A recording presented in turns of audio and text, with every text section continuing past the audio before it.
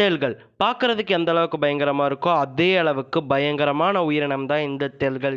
இந்த தேளானது ஒரு உயிரினத்தை வேட்டையாட முடிவு பண்ணிருச்சுன்னா, அத வேட்டையாடாம விடாது. இந்த தேள்கள் நீங்க நினைக்கிற மாரி சாதாரண உயிரினம் கிடையாது.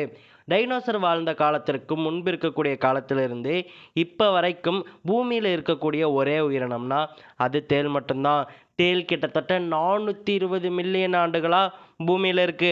அதாவது டைனோசர் உருவாகுறதுக்கு முன்னாடியே அது உருவாகி இப்ப வரைக்குமே இருக்கு.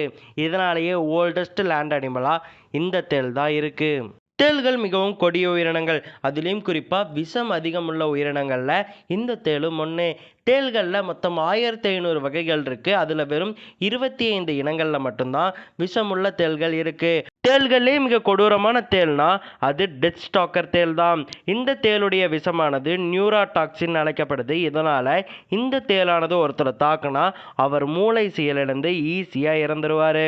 இதனாலேயே கொடூரமான தேள் வகைகள்ல டெத் ஸ்டாக்கர் முதலிடம் பிடிச்சிருக்கு. அது மட்டும் இல்லாம தேள்கள்ல புளோரசன்ட் கெமிக்கல் அப்படிங்கிற ஒரு தனிமம் இருக்கு. இந்த தனிமத்தால தேள்கள் தங்களுடைய உடலை ஒளிர செய்யக்கூடியது. இந்த ஒளிரும் உடலை அது இரைகளை பிடிப்பதற்காகவும் தன்னை தாக்க வரக்கூடிய பிடேட்டர்ஸ் கிட்ட இருந்து தப்பிப்பதற்காகவும் பயன்படுத்துது. அது மட்டும் இல்லாம தேள்கள் கிட்டத்தட்ட 12 மாதங்கள் உணவே இல்லாம இருக்கக்கூடியது. தேள்களுடைய உடல்ல லோ மெட்டபாலிக் ரேட்ஸ் இருக்கு.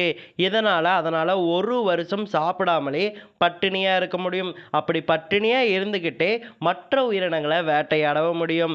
அந்த அளவுக்கு சக்தி வாய்ந்தது தான் இந்த தேள்கள். அது மட்டும் இல்லாம இந்த தேள்கள் 3 5 வருடம் ஆயுள் காலம் கொண்டது. சில தேள்கள் 10 15 வருஷம் கூட வாழக்கூடியது. இப்படி தேள்களை பற்றின ஃபேசினேட்டிங்கான தகவல்கள் எக்கச்சக்கமாக இருக்குது. அது எல்லாத்தையும் தெரிஞ்சுக்கணுன்னா மறக்காமல் நம்ம சேனலுக்கு சப்ஸ்கிரைப் பண்ணிடுங்க.